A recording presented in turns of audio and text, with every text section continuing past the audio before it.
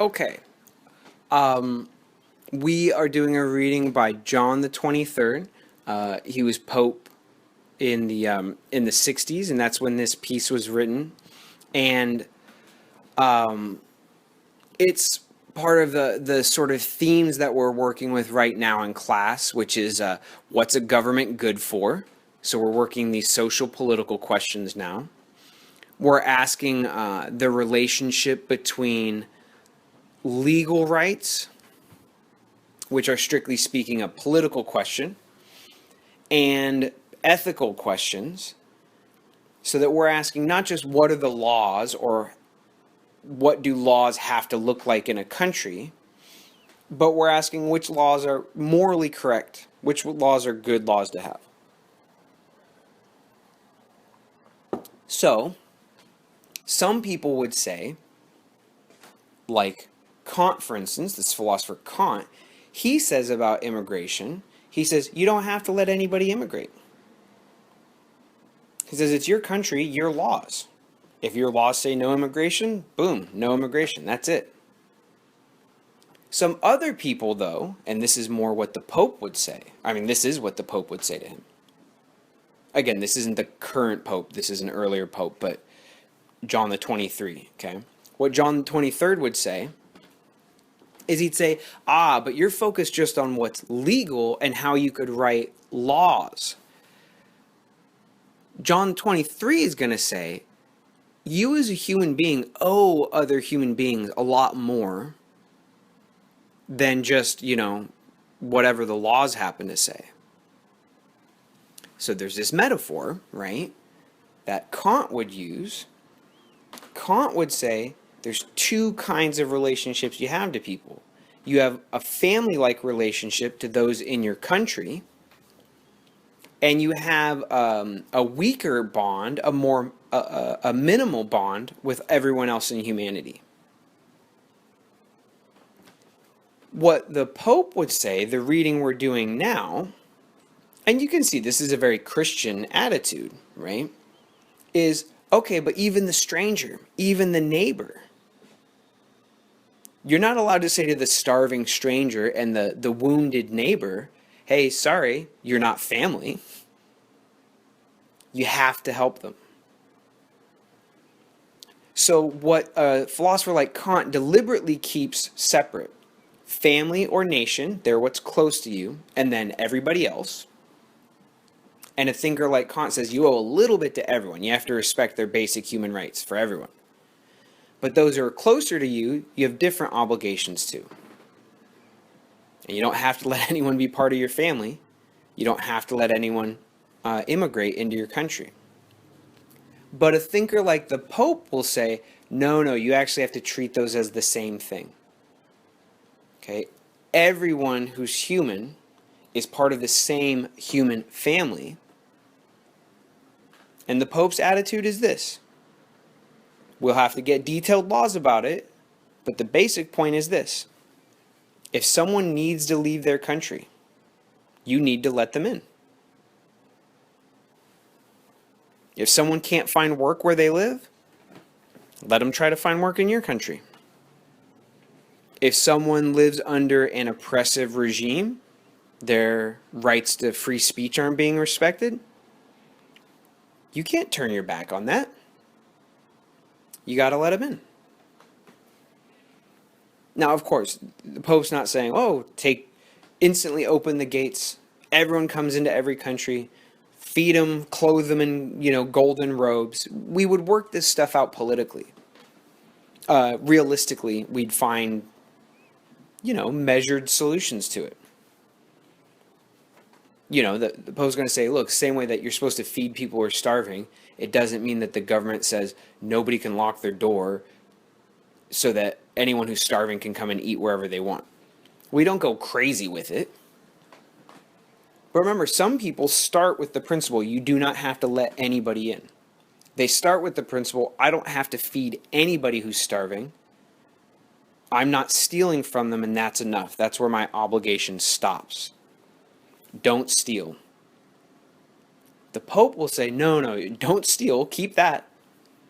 But you have to start from I should try to let people in. That should be your starting perspective. I should have to try to help people. I should have to try to let refugees, immigrants, etc. in. Now, surely you might at some point have to restrict immigration. You surely don't have to let terrorists immigrate into your country or criminals from other countries. But one attitude starts with the position, I don't have to let anyone in, and then I pick and choose a few people I do want to let in. The Pope, the sort of Catholic attitude, flips it and basically says, as a general rule, you should be letting people in and helping them. And then you can select and pick who you can't help, either because they're, a criminal or a terrorist, or you could say, well, now our country is stretched to the breaking point. We can't let anyone else in. But basically the door's open until you have to close it.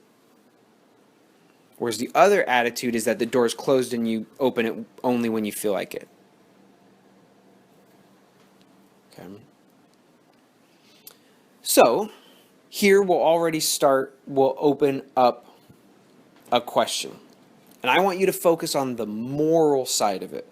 I want you to focus on what's right and what's wrong.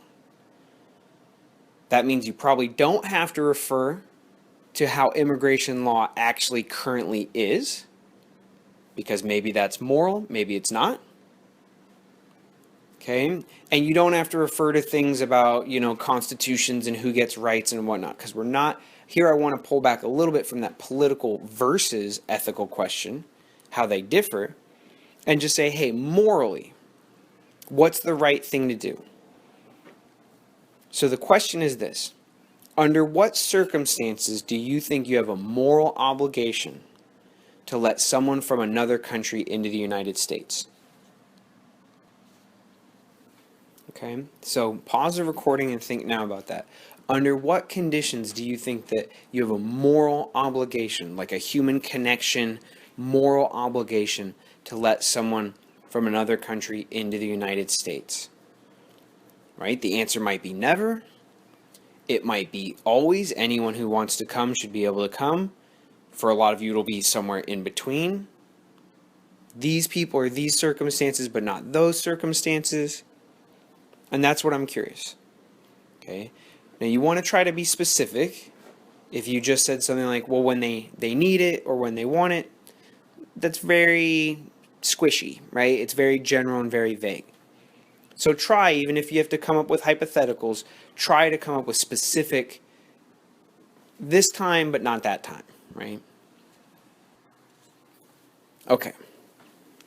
So this is what the Pope says. And by the way, you don't have to be Catholic, you don't have to be Christian to sort of to find interesting things in this reading. So I didn't know this when I was about your age.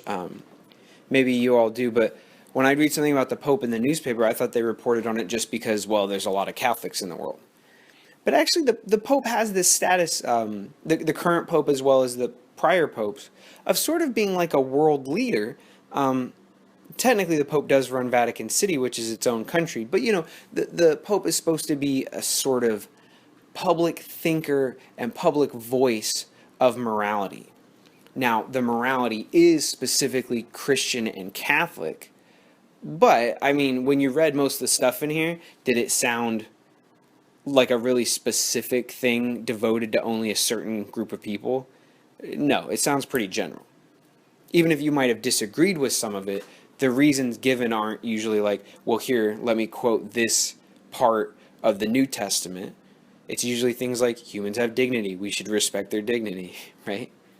Okay. So, same thing. I'm going to make a point here from the beginning of the reading that sort of is Christian and sort of is very general too. The point is this. The Pope says, look around us at the world. What do you see? You see order.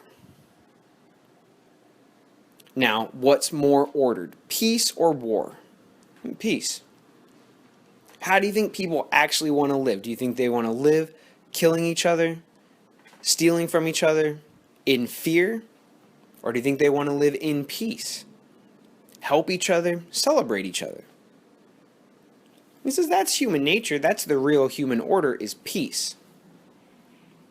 So his attitude towards progress is that peace on earth is coming and it's possible because that's actually deep down what everybody wants. Okay? Deep down, Christian, atheist, doesn't matter. All of us prefer peace to war. So the task is pretty difficult, but we can achieve that task because it's the most fervent, zealously wished after thing in the world. I mean, think about what's the thing that bothers you the most today. It very well may have something to do with war. I mean, part of the reason we're even talking about immigration is because for the last few years, the refugees have been forced out of their countries because there's been all these wars. And this question of who gets to go where is an open question. So, here's something else the Pope says about order. Okay, he says, it makes sense as part of human nature that we live in social communities together. Right? Humans live together in communities. They make rules. They decide how they want to treat each other, and you have to stick with it. So the way you and I relate to each other as citizens means that I expect that I will sometimes do a few things for you. It's basically usually worked out through taxes, and that you'll do certain things for me. Also worked out through taxes, but also rights. I promise to respect your rights as a human being, and you promise to respect mine. And that makes sense, right? Doesn't it seem sort of obvious to you that we live in communities with other people? Wouldn't it seem very strange to you if you met someone and they somehow grew up completely cut off from all other human contact? Okay. And it probably also makes sense to you that when we live together, there's some sort of rules governing our behavior. You can't do this, you have to do that, right? The Pope's interesting, John 23rd, his interesting point is this. Okay, if you and I have to live together, and if you and I, when we live together, have to treat each other decently, then why isn't that also the case that I have to treat other human beings who don't live right next door to me, that I have to treat them well too?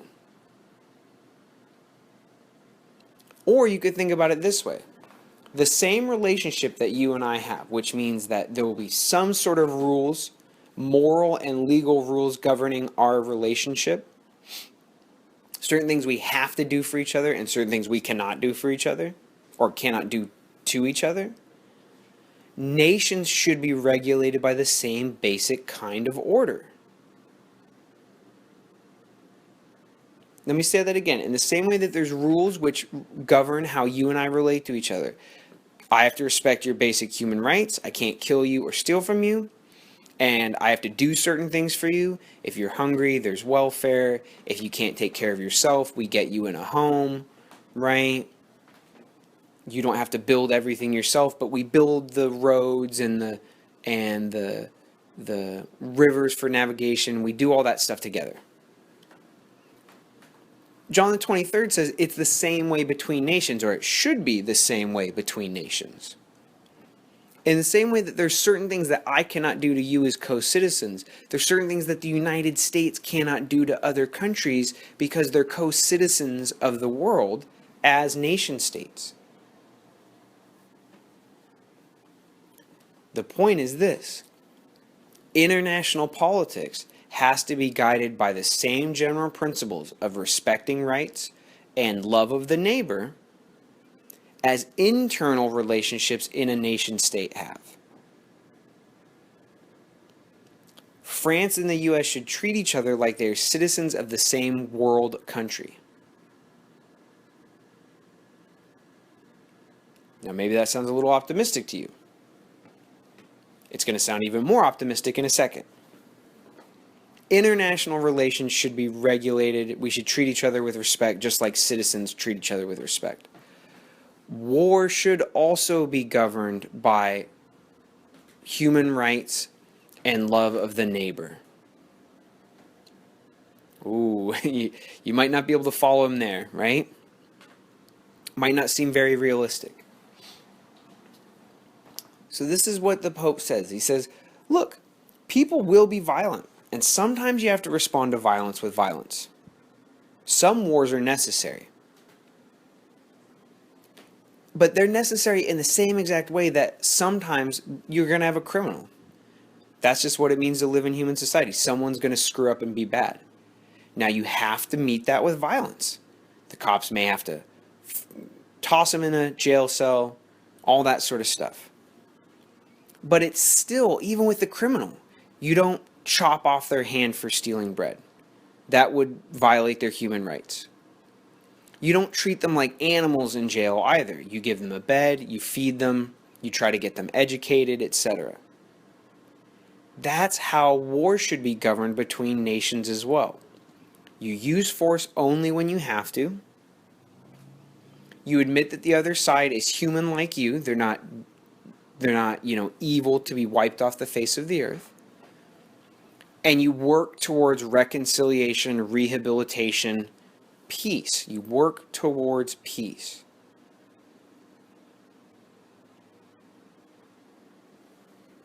So at one level, that seems sort of rose-colored glasses and optimistic to me. On the other level, I think that is sort of the motive behind most wars. And that we do hope for peace to come. And we do hope to a point where we can stop being violent towards each other, just like we hope that we can let the criminal out of jail someday and that they'll return to the community. Okay, it's about to get really optimistic again. The Pope thinks that we should get rid of nuclear weapons. So I'm gonna ask you now what you all think about that, and then I'll explain why John the 23rd said that. Okay. What do you think about nuclear weapons? So they have the capacity to wipe out tens and hundreds of thousands of people in an instant. They poison the land around them for a long time. It depends on which radioactive material they used for the bomb. And they indiscriminately kill civilians because they're so powerful, they're always going to clip a bunch of civilians. So they're crazy destructive. They take out a lot of innocent civilian life. And they sort of poison the land for a long time. It seems like these are maybe weapons that we should not use.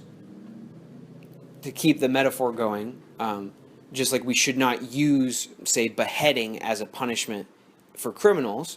Maybe the death penalty is fine, but not beheading, right? Not chopping off their hands first and all this sort of gruesome stuff. It's just not, it's a violation of human rights.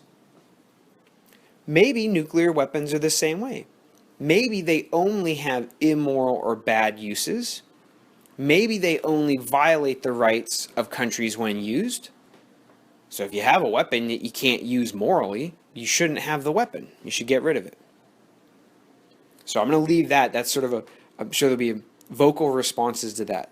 So do you think we should eliminate nuclear weapons? Pause the recording and think about that, please. So do pause the recording now and think about that question if you haven't yet. Just to be clear, there's sort of two parts. Do you think we should get rid of nuclear weapons?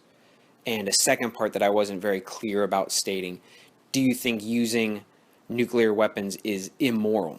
Can it ever be morally correct to use nuclear weapons? Okay. So pause now and answer those if you haven't.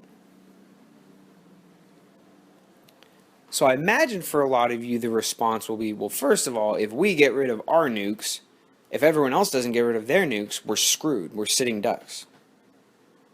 Okay. Now, it's a very subtle response here, but this is what John the 23rd would say. He'd say, okay, from a very practical perspective, you're totally right. It might be dangerous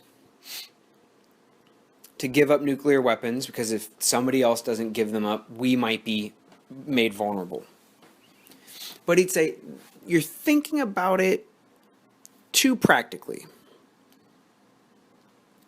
This is like saying, if you pull a gun on someone and they pull a gun on you, this sort of standoff, right? So think of the movie Reservoir Dogs. They've all got their weapons pulled on each other. Okay?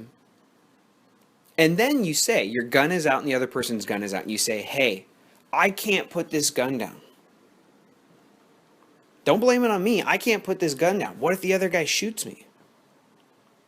Okay, the Pope's going to say a few things in response to this.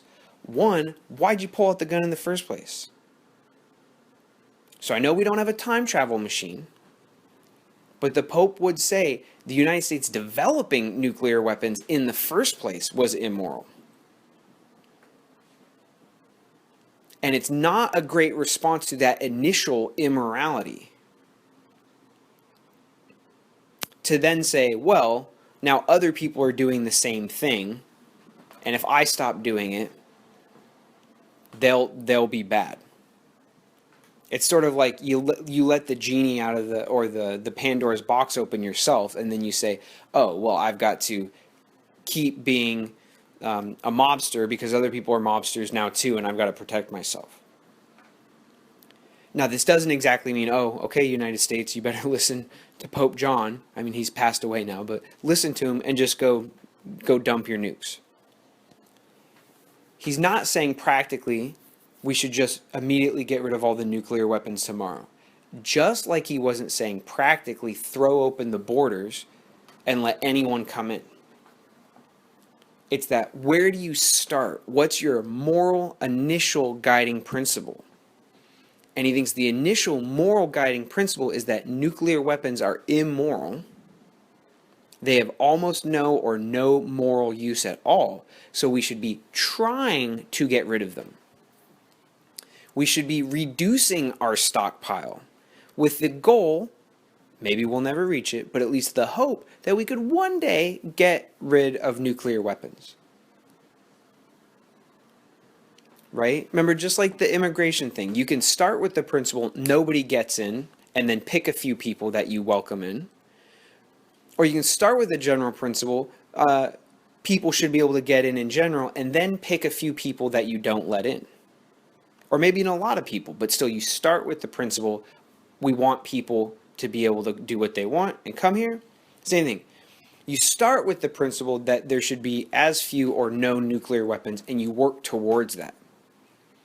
What we have now, though, is this sort of standoff where there's a bunch of people with guns drawn on each other who insist it's basically the other guy's fault for bringing a gun. And then instead of saying, hey, can we talk about this and try to find a way to put down these guns in a safe way so that nobody gets shot, what we do instead is we develop more nuclear weapons, we expand the stockpiles, we find new people to point the nuclear weapons at. If we need to keep the metaphor going, it's like pulling out more guns when there's this standoff. That's totally flipped priorities. Now, once more, I bet a lot of you think it's still too idealistic, right? It's too pie in the sky. This is part of what the Pope also says, and this is a very practical concern. What do you think is more dangerous?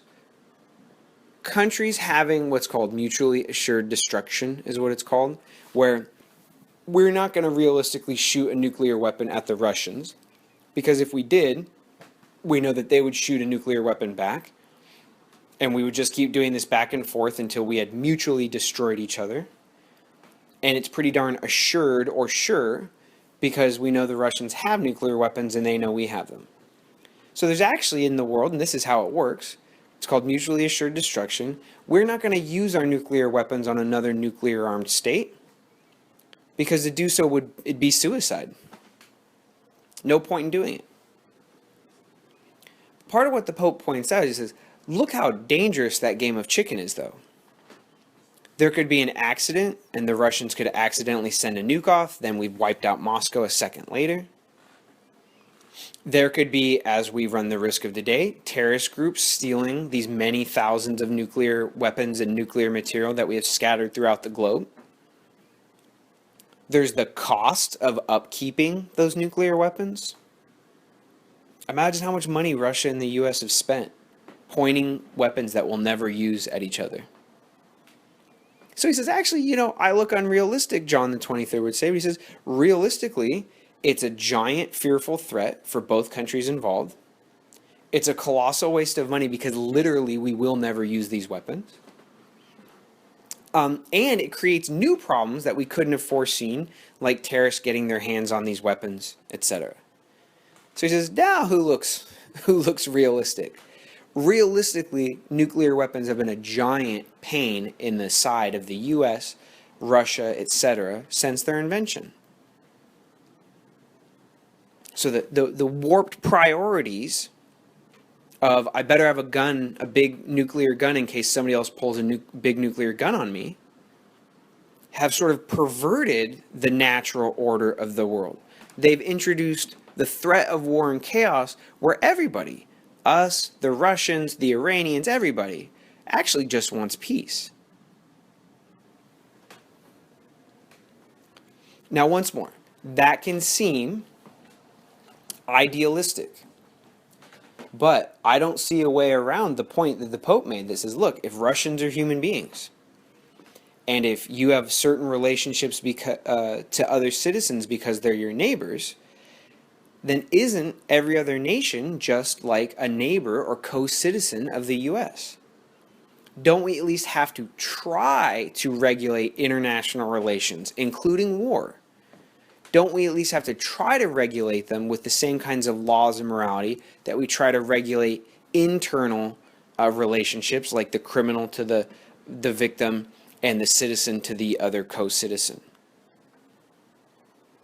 Right? Instead of treating every country in the world like a criminal who hasn't committed a crime yet, let's treat them as a neighbor and a sister and a brother.